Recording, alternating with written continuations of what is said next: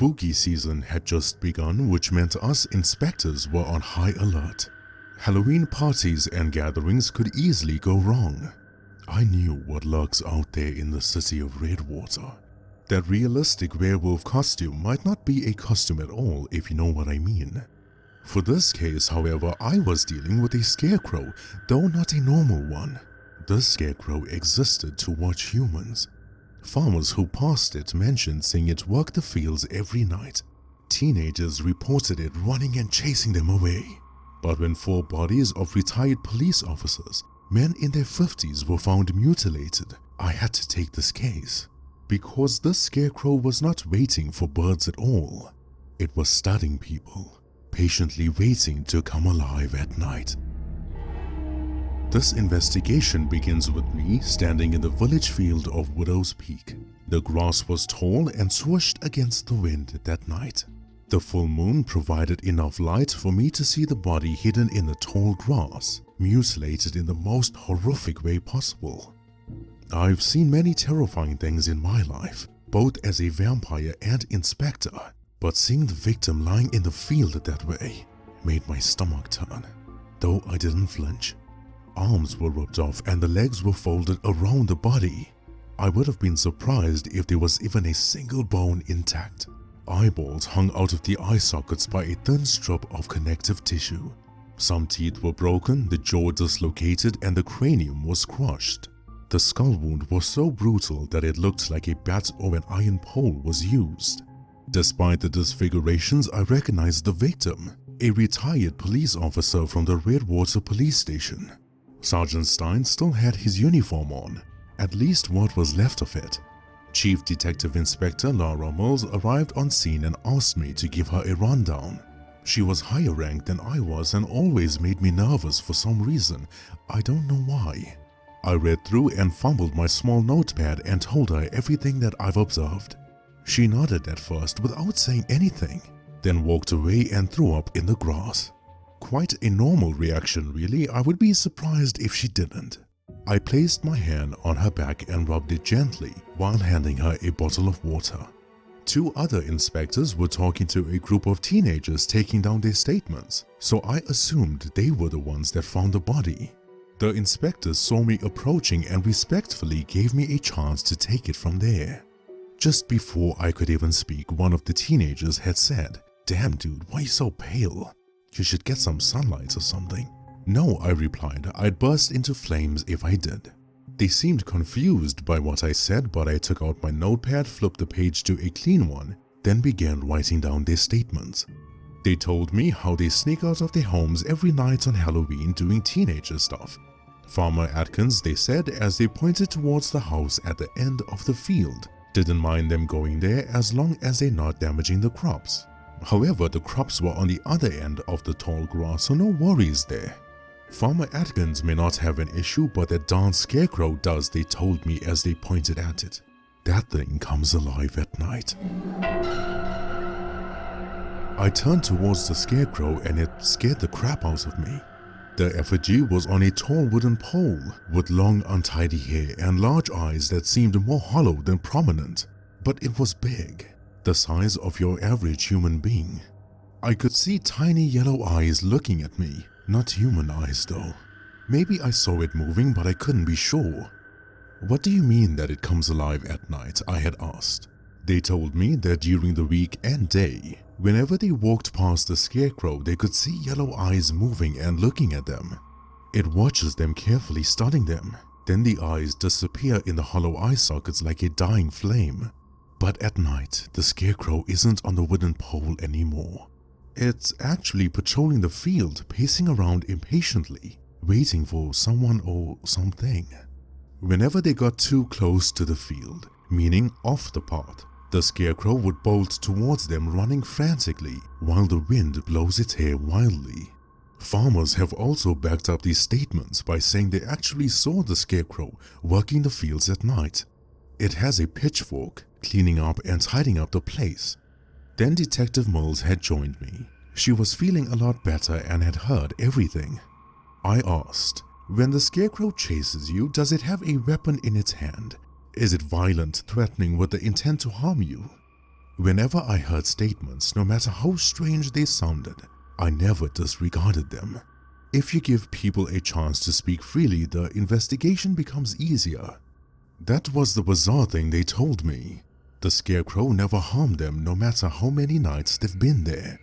It chases them, sure, but the way they chase each other in a game of tag. There was even a moment when the Scarecrow was an inch away from them and had actually slowed down its pace just to make them leave the field. However, this night was rather strange. They said they turned this entire thing into one silly game just for the thrill of it. How far could they have entered the field before the Scarecrow came after them? Foolish thinking, of course, just to spike their adrenaline. This time, however, the Scarecrow wasn't interested in them. They saw it walking in the tall grass, dragging something behind it. After they heard a man begging and pleading for his life, they knew it was a person being dragged by the Scarecrow. Then it began beating the man up, using the pitchfork on him like it was digging the ground. When the victim came out in the open, the teenagers saw the man dragging his legs behind him. The Scarecrow had broken it. They never noticed it before, but the Scarecrow had long, sharp claws, they said, swinging wildly as they saw chunks of flesh flying in the air. Then it used the handle of the pitchfork and crushed the man's skull.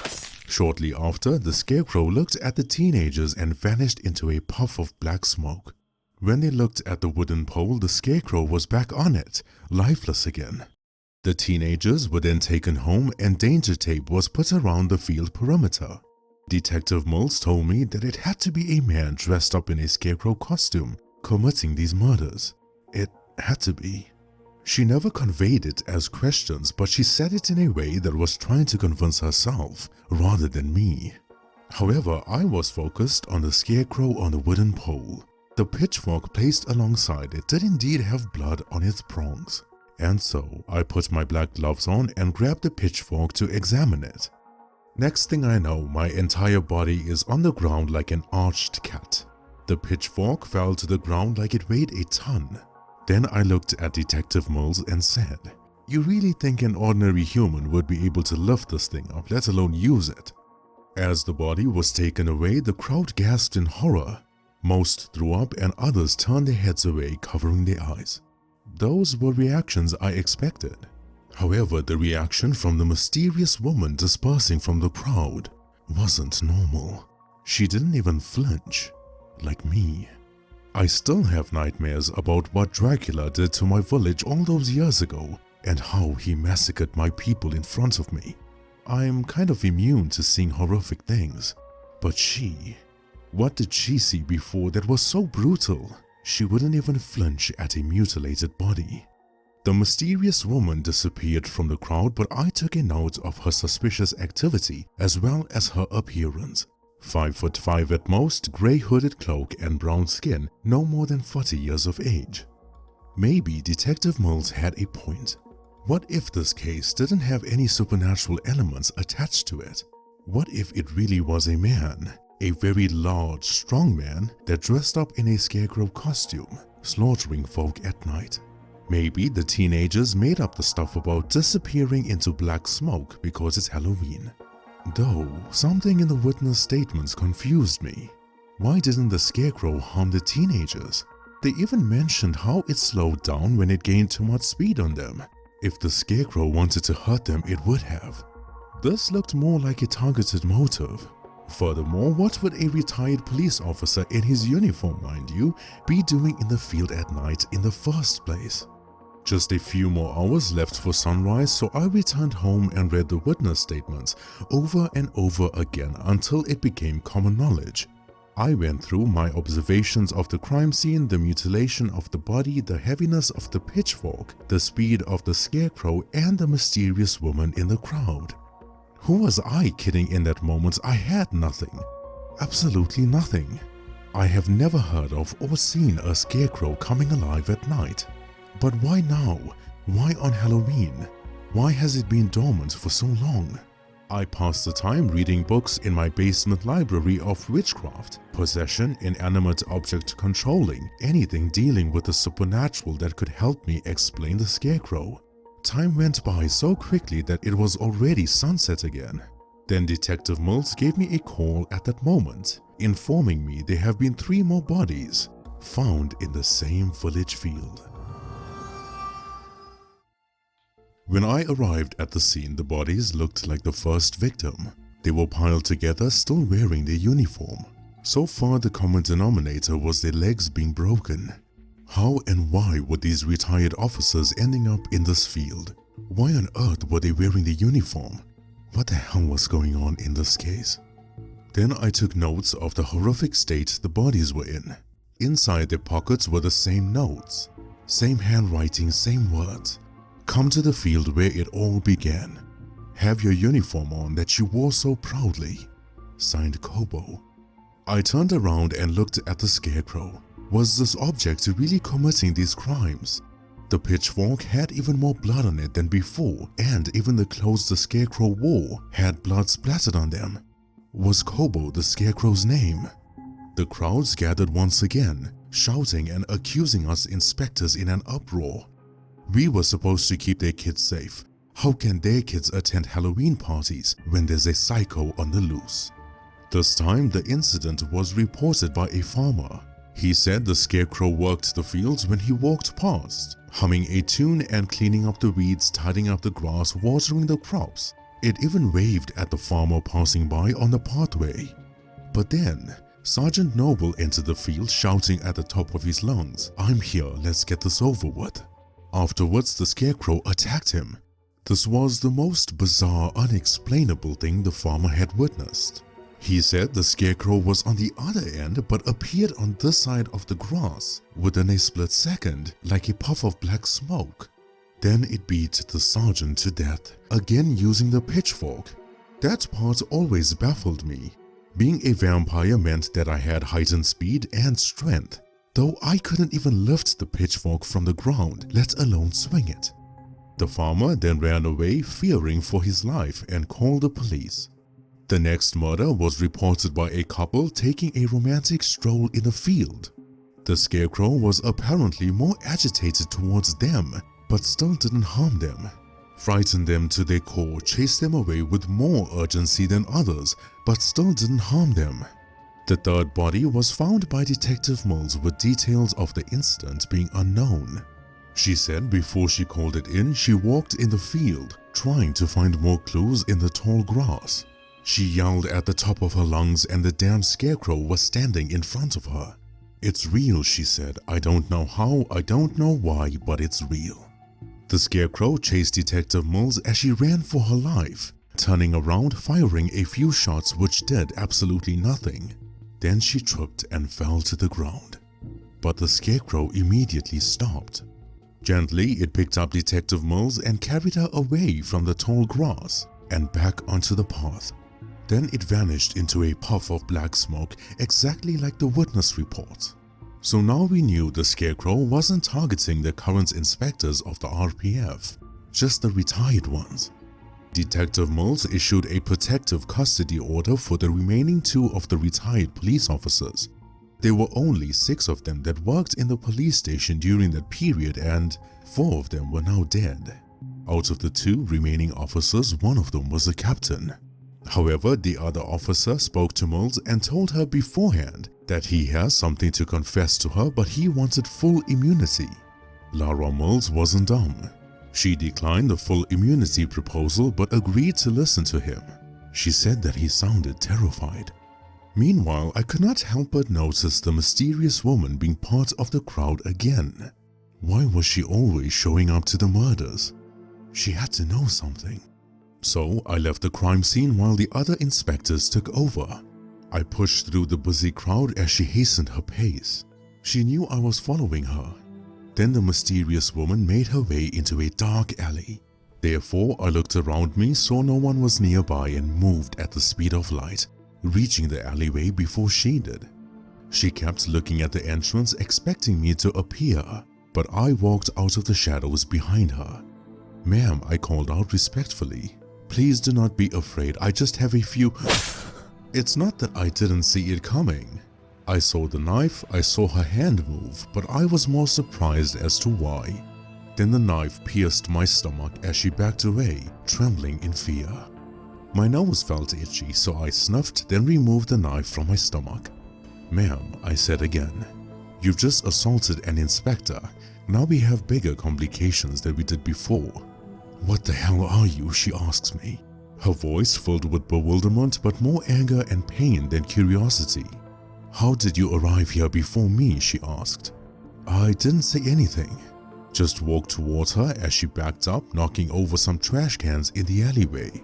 "I am Detective Inspector Fillian Hunt, Homicide and Supernatural Cases, Redwater Police Force." "You're just like them," she yelled at me. "You're just like the scum of the earth." I frowned. I had an uneasy feeling in my chest, not because of what she said, because I knew this woman appearing at the crime scenes was no coincidence at all. Then I diffused the situation, reassuring her that she may have been mistaken. I shared personal information with her, leaving out the vampire part, of course. I told her that I had been in the RPF for 3 years now. I'm fairly new to all of this compared to the other inspectors that have years upon years over me. She calmed down a bit, but her eyes stayed on me, focused, wary, and prepared to attack. I respected that. One should never trust a stranger. "May I have your name, ma'am?" I had asked. She replied, "It's Kaya." When Kaya unveiled the hood from her cloak, I saw her long braided hair behind her. I saw her brown skin more clearly than before. She was native to this land, the very first people that came to Redwater. My eyes widened as I bowed my head in respect. Her eyes no longer held any hatred. She felt acknowledged when I did that and returned the same respectful gesture. There are so few of them left, scattered around different tribes trying to survive in an ever-changing world. "Kaya," I said, "you know something about these murders taking place in the tall grass, don't you? Why is this happening?" She tells me it was her who had been writing those notes to the retired inspectors, threatening them to show up in the field in the middle of the night. However, she wasn't writing those notes as herself. She was writing them as her husband. "How did you know they would go to that field?" I had asked. "Well," she replied, "it's not every day you receive notes from a dead person. Those 6 inspectors need to die," she told me. "No one listened to me before, but they will listen now."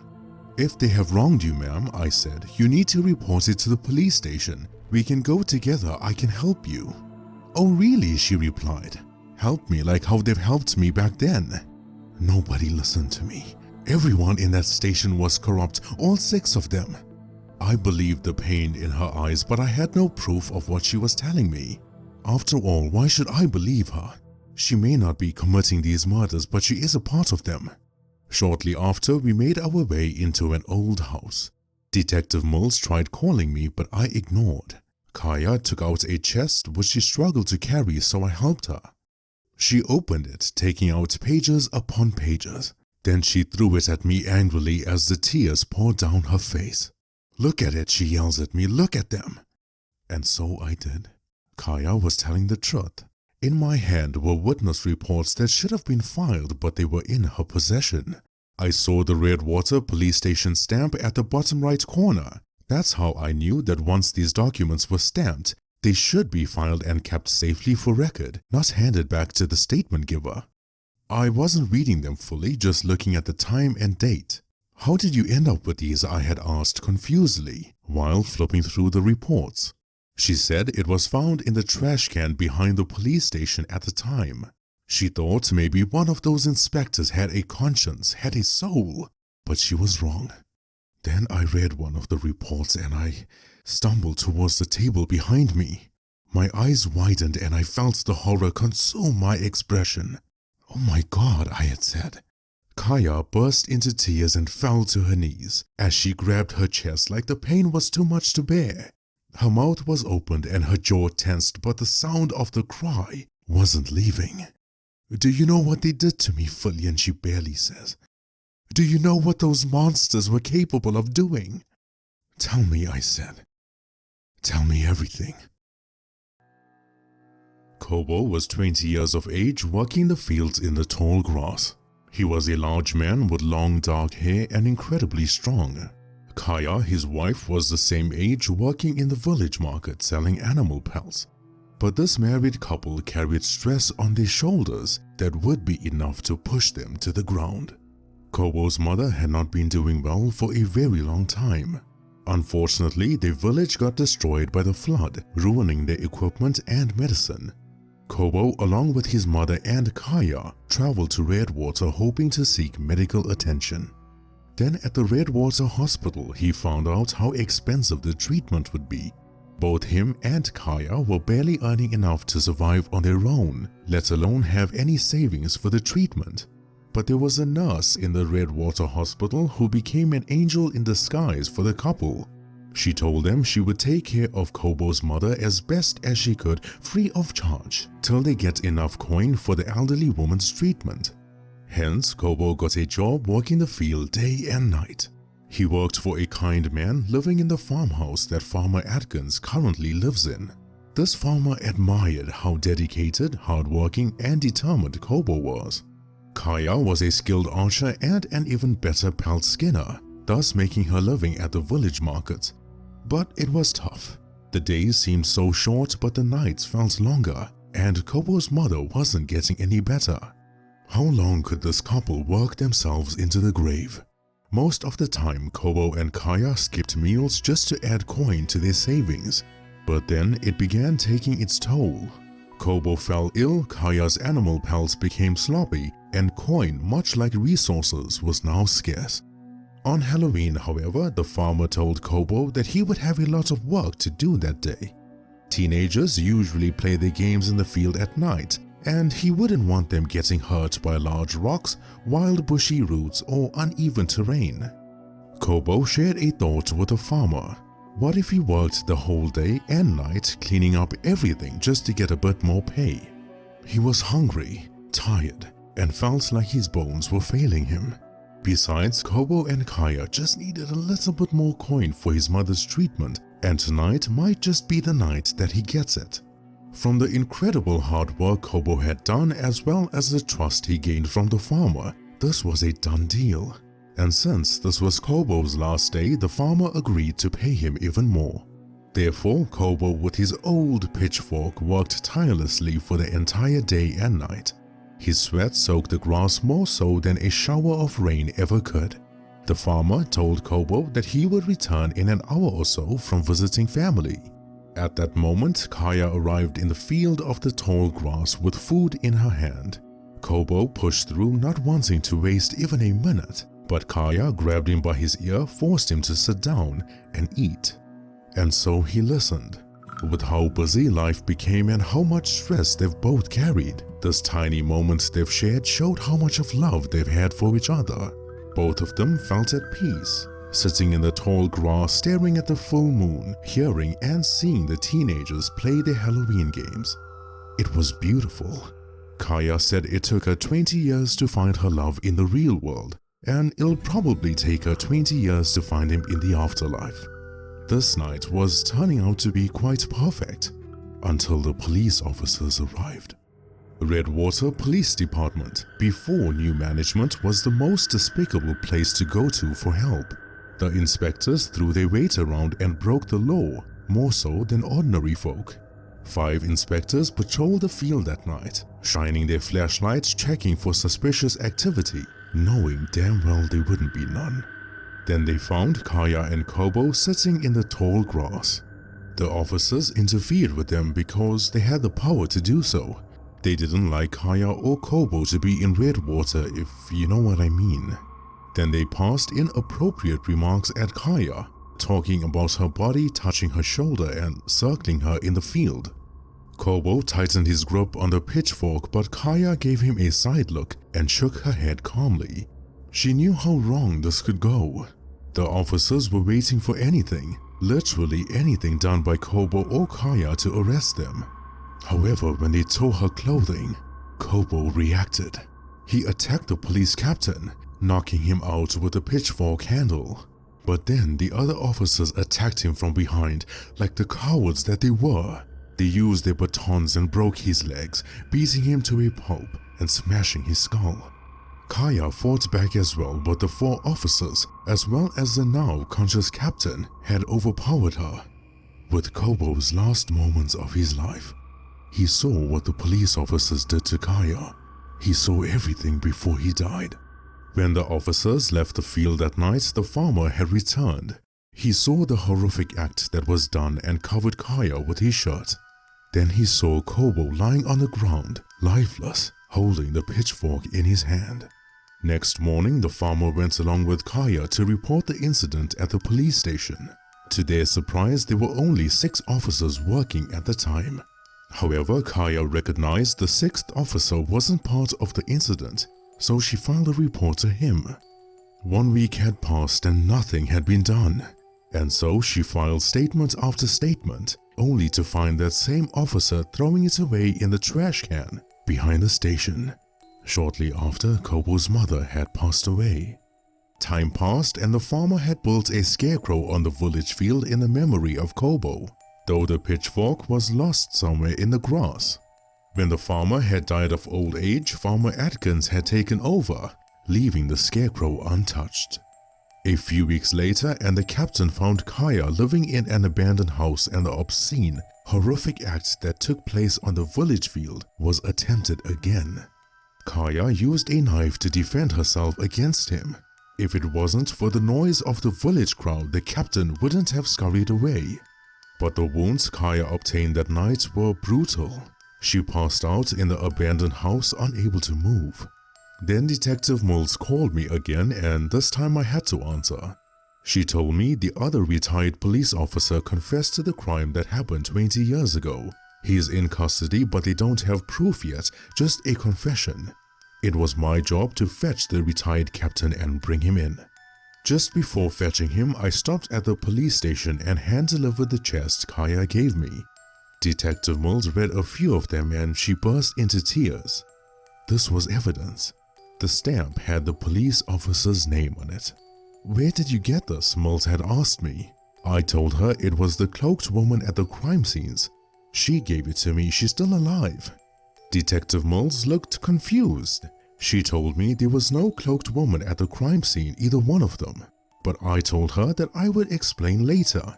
For now, I had to fetch the retired police captain, but I had a plan of my own. When I got to his home, he was arrogant as ever, calm as well, which really pissed me off. So I decided to ruffle the feathers a bit. I told him the suspect is in the vicinity of his home, and if he doesn't come with me into protective custody, he's going to die. Then the terror and panic settled in, and that's exactly what I wanted from this pathetic excuse of life. He was grabbing his coat, but I said there's no time for that. Get in the vehicle and let's go. I sat in the back with him and he complained a few times that my grip on his arm was too tight. So I apologized and tightened my grip even more. Numerous times he asked me who was driving the vehicle, but I ignored him. Then he began freaking out and I wasn't sure why. Then the vehicle stopped. I pushed him out, grabbed his arm and walked with him. He was so paranoid that he didn't realize we were heading towards the tall grass. He was more confused as to who was driving the vehicle, but he didn't need to know it was Kaya. I didn't throw him into the tall grass, but I didn't need to save him either. The scarecrow emerged from its puff of smoke, appearing larger than ever. And then, all I could hear was the retired captain being slaughtered. I heard the impact of the pitchfork. I heard his legs breaking. I heard his skull crushing and caving in. I heard it all. Kaya stood next to me watching it all unfold, and then she dealt the finishing blow. However, when everything was over, I did tell Kaya I would need to burn the pitchfork to set Kobo's soul free. I hated suggesting it, but oftentimes vengeful spirits can become uncontrollable. Kobo might not realize that he had already taken care of the officers and lash out at other inspectors. I had every reason to believe that he would. The fact that Kobo as a scarecrow still works the fields at night tells me that he doesn't realize he is dead. He doesn't realize that he needs to stop working and that he can rest. He still thinks he's saving up coin for his dying mother. Kaya spoke to Kobo and he nodded his head at me kindly and threw the pitchfork on the ground. Then I understood why it was so heavy. That was the only object his soul was latched onto. I had to be careful when lighting the match or I could combust into flames before the pitchfork did. But then, as I did throw the match on the ground, Kaya removed the knife from her cloak and tossed it alongside the pitchfork. "Forgive me," I said, "I don't seem to understand." She smiled. This was the first time that I saw her smile. She said, "It seems you have misunderstood my story, Fillian. When I passed out from my wounds 20 years ago in that abandoned house, no one said anything about me making it out alive." My heart sank when she said that. Everything hit me all at once. Detective Mills doesn't miss anything. She never saw Kaya in the crowd at the crime scenes because Kaya wasn't there.